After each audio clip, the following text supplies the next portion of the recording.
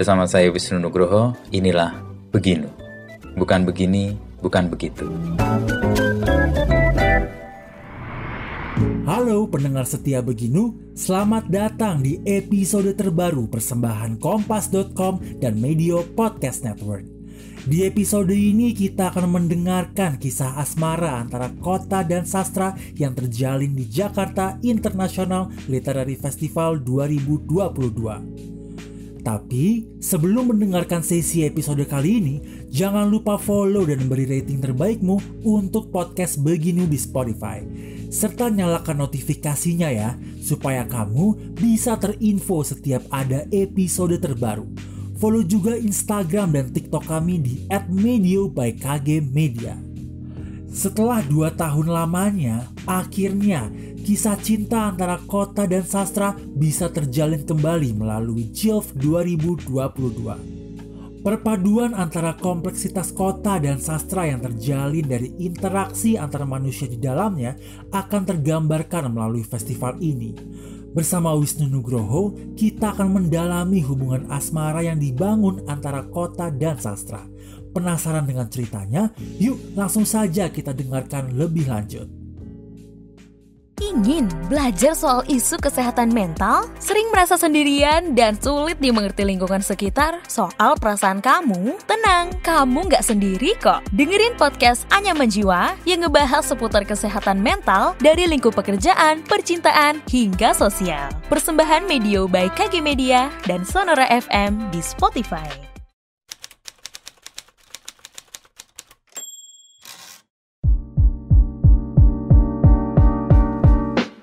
Jakarta International Literary Festival 2022 tahun ini bertema kota kita Dunia mereka. di dunia mereka.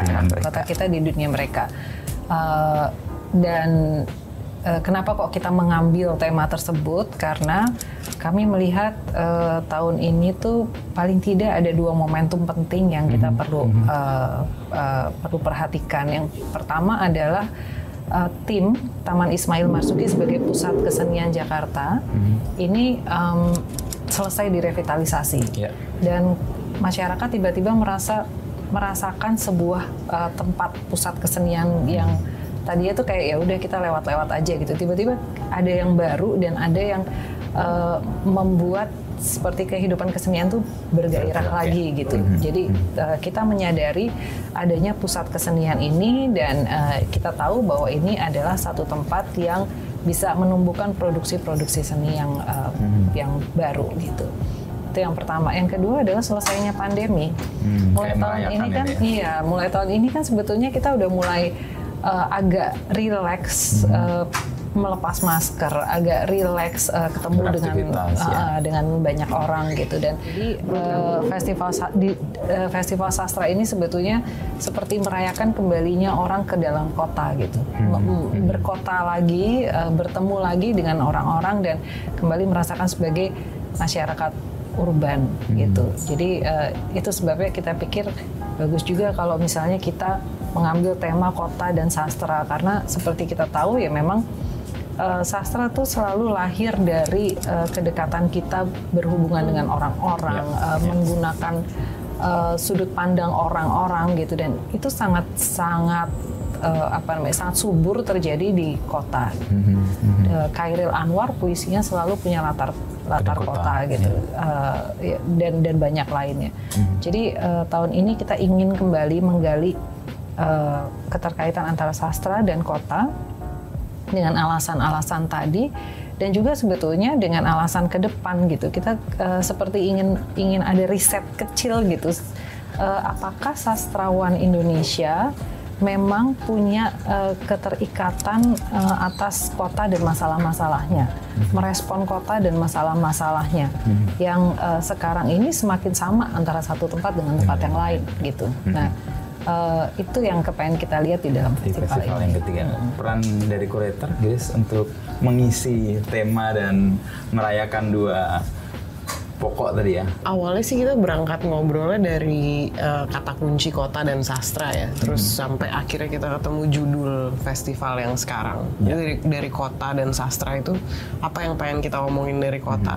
Mungkin aku akan dengan sangat enteng ganti-ganti antara kata sastra dan seni, karena pertanyaan yang diajukan Mbak Vivi tadi, bagaimana sih peran sastra di dalam kehidupan berkota atau kehidupan bermasyarakat secara umum gitu, itu pertanyaan yang sama yang bisa diajukan kepada bentuk seni yang manapun gitu. Nah, berangkatnya awalnya dari situ, terus karena ini Jakarta, apakah kita akan berpikir tentang kota yang seperti Jakarta, gitu, metropolitan, kosmopolitan, atau apalah kata kunci yang mau dilekatkan sama Jakarta. Kayaknya kita bisa berpikir tentang bentuk-bentuk kota yang lain. Gitu. Aku ingat kita cukup panjang mendiskusikan antara kota kita di dunia mereka.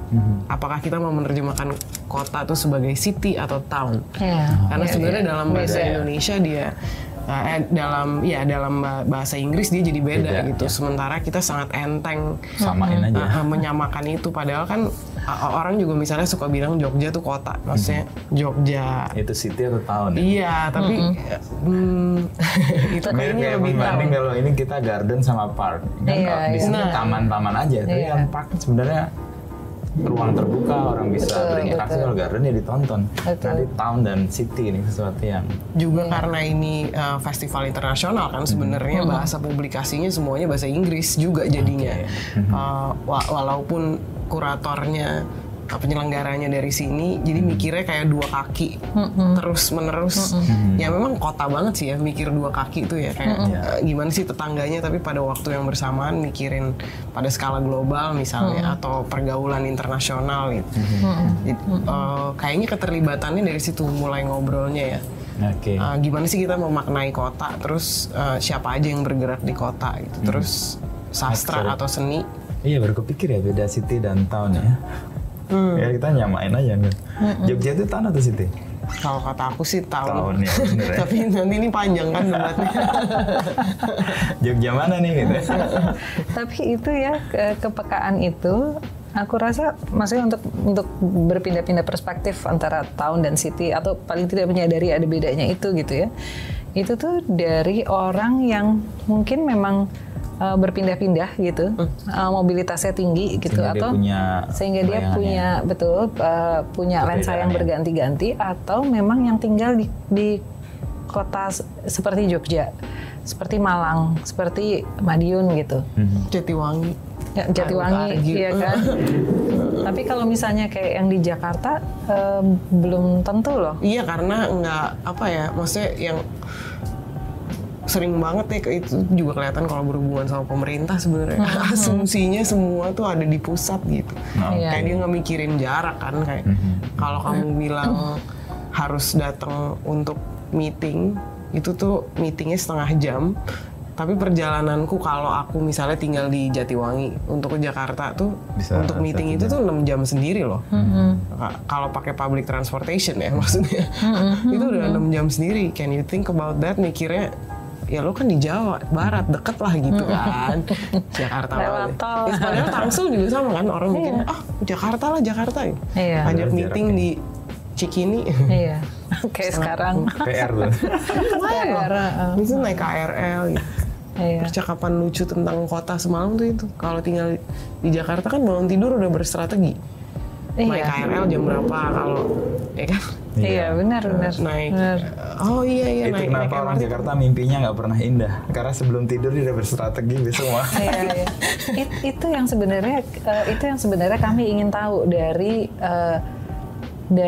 karya-karya sastra yang muncul gitu, yang akan muncul gitu. Itu apabila menggunakan kota sebagai konteks gitu, atau menggunakan kota sebagai rujukan, seperti apa gitu, dan apakah akan digunakan dalam intensitas yang besar gitu, atau hanya digunakan sebagai penanda tempat, dan biasanya itu diambil yang bagus-bagus gitu, kayak ketemu di kafe, olahraga di GBK, yang kayak gitu. Sementara yang lain-lain tuh ditinggalkan. Nah, yang kayak gitu juga kita kepengen tahu sih. Secara umumnya sastra kan menjadi representasi dari kegelisahan yang ada di masyarakat harian ya. Kayak tadi saya baru kepikir emang orang Jakarta tuh kalau mau tidur strategi besok mau ke kantor gimana? Apalagi hujan makin kerap ya. Kalau bawa mobil pasti kejebak 2 jam. Tapi aku punya kelonggaran posisi itu karena lahir dan besar di sini di Jakarta, terus kerjanya berpindah-pindah gitu kan. Iya, tinggal di Jogja, pernah tinggal di Jatiwangi, pernah mencoba tinggal di Medan gitu. Kayak, wow, susah banget ya tempat-tempat ini. Apa karena gue anak Jakarta aja atau gimana gitu. Terus ya kebayang gimana sih cara orang hidup gitu. Jadinya mikirin itu sih sebenarnya. Dan ketertarikanku ngelihat karya seni secara umum jadinya juga begitu. Kayak gimana sih cara orang sebenarnya pasti nggak sadar ya, kebanyakan nggak sadar kalau seniman awalnya tuh kebanyakan ya dia ngerjain apa yang dia berdasarkan apa yang dia temukan gitu. Tapi begitu ditanyain, terus apalagi di misalnya yang bentuknya mirip atau satu genre ditaruh sebelahan tapi alasannya beda sama sekali gitu. Baru punya cukup jarak untuk ngelihat ruang hidup gue sebenarnya begini gitu.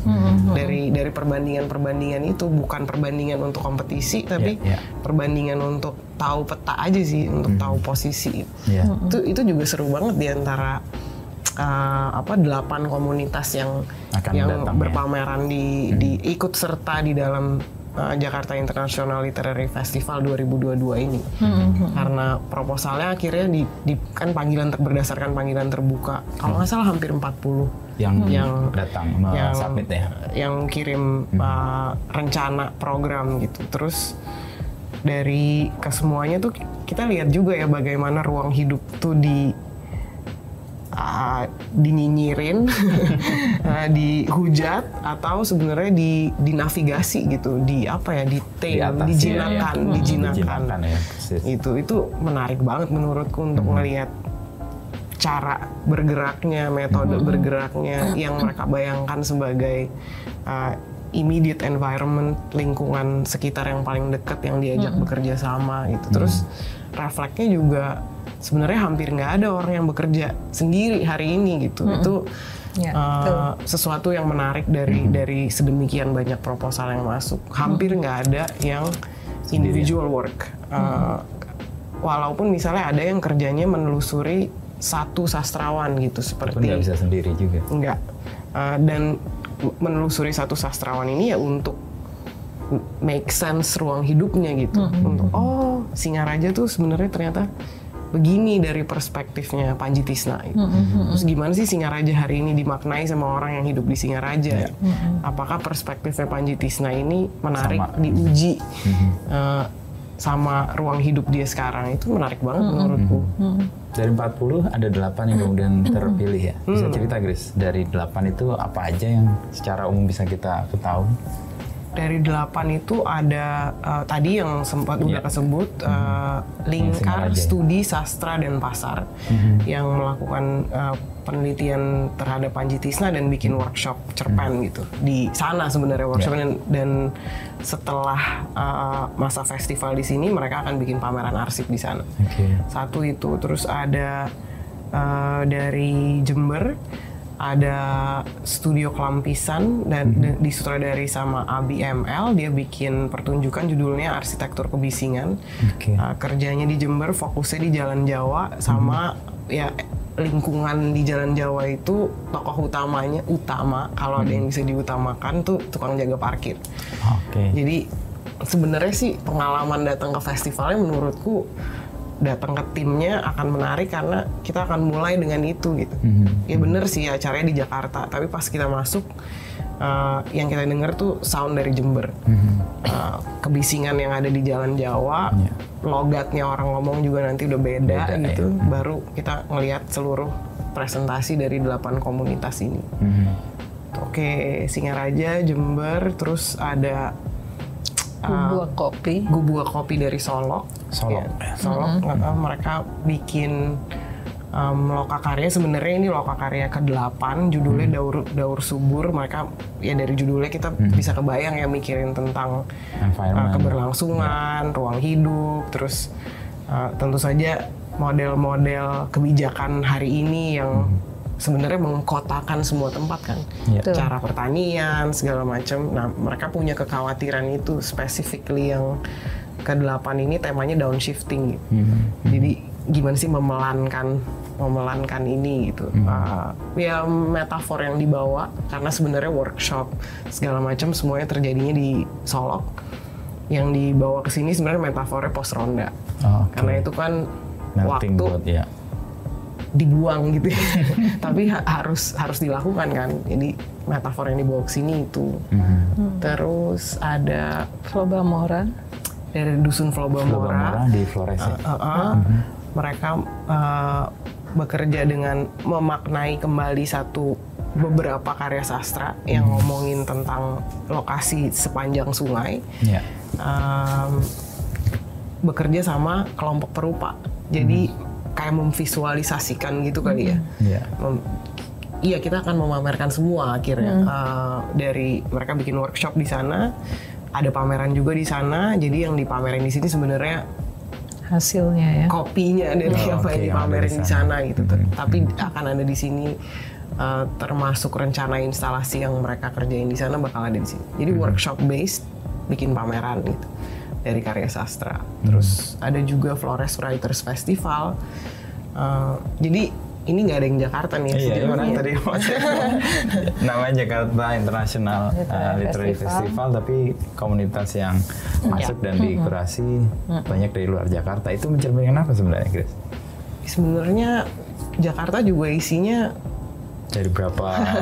Jakarta juga isinya bukan Jakarta, jangan-jangan. Saya bukan Jakarta. Ya banyak yang bisa. Sebenarnya ini nggak sengaja ya. Ini terjadinya sambil jalan karena waktu awal secara kuratorial gagasan yang baik Pak Maneka maupun Mario juga yakin banget mesti ditempuh. Enggak, kita berangkatnya dari panggilan terbuka dulu. Jadi kita tahu dulu orang tuh gimana mikirnya. Orang yang bergerak di disiplin ini tuh gimana mikirnya. Bukan kita yang impose dengan ini gagasan kuratorialnya gitu. Awalnya dari situ, terus yang masuk seperti ini, baru setelah tahap panggilan terbuka itu baru kita mikirin siapa penulis yang bisa kita undang, judulnya apa gitu. Setelah panggilan terbuka sih sebenarnya. Kalau komunitas ini kan salah satu dari bagian festival itu ya Mbak Yanti. Yang lain ada bisa dijelaskan? Ya. Programnya sebenarnya ada beberapa. Jadi komunitas ini kan sudah terpilih. Kemudian para kurator juga memilih para penulis yang karyanya kurang lebih cocok dengan tema.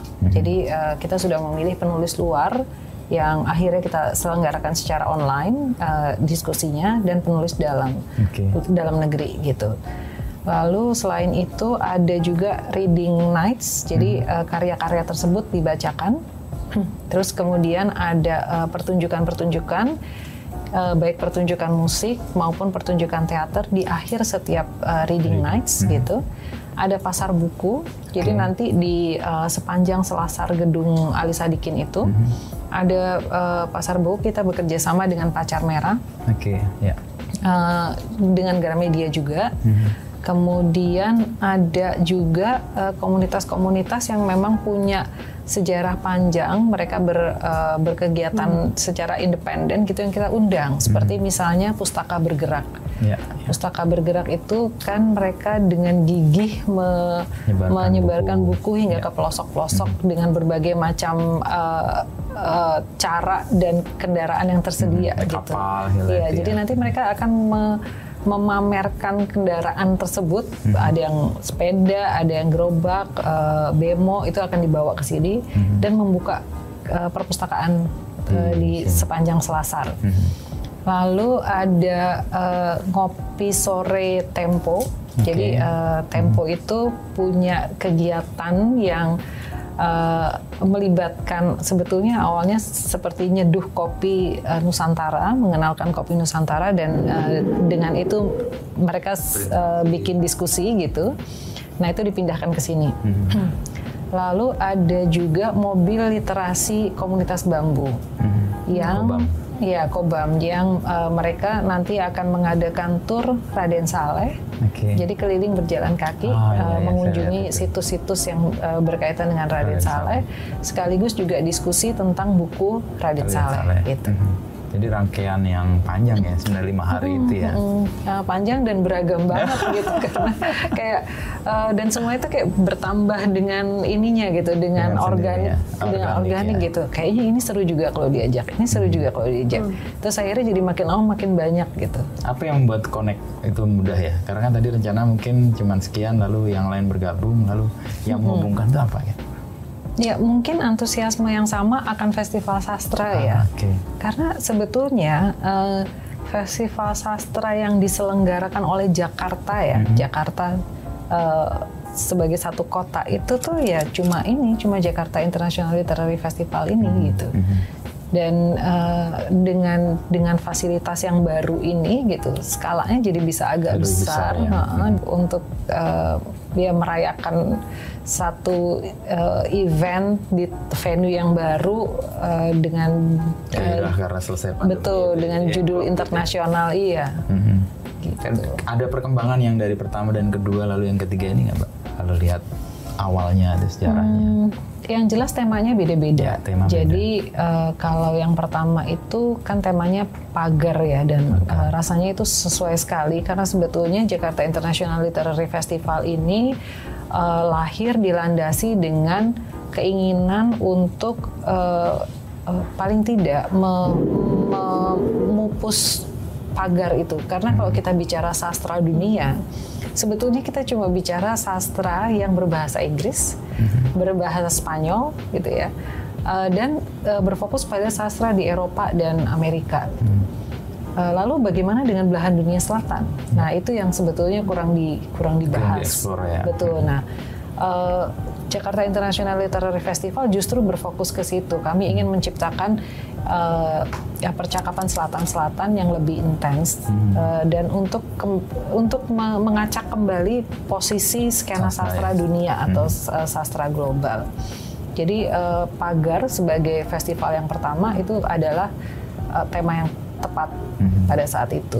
Pagar itu representasi apa? Jarak atau batas atau penghalang? Bisa semuanya sebetulnya gitu. Dan itu rasanya metafor yang justru sengaja dilempar supaya orang punya persepsi yang berbeda-beda gitu. Nah, yang kedua judulnya Heroes. Tiba-tiba kita mulai berpikir kembali bukan saja profesi-profesi apa yang penting di dunia, tapi siapa sebetulnya yang bisa kita anggap sebagai pahlawan di dalam kehidupan kita yang tiba-tiba sempit gitu. Yang tadinya luas sekali tiba-tiba sempit. Kita mulai memaknai itu gitu. Dan itu juga menarik karena kemudian kita jadi menggali pemahaman kita tentang heroes dan kita mulai membaca lagi sejarah kita gitu. Itu yang kedua. Terima kasih telah mendengarkan podcast Beginu. Nantikan obrolan Wisnu Nugroho bersama narasumber inspiratif lainnya. Jangan lupa juga untuk follow dan nyalakan notifikasi podcast Beginu agar kamu tidak ketinggalan episode selanjutnya. Saya Rizky Novalif Aditya dan segenap tim Medio Podcast Network pamit undur diri.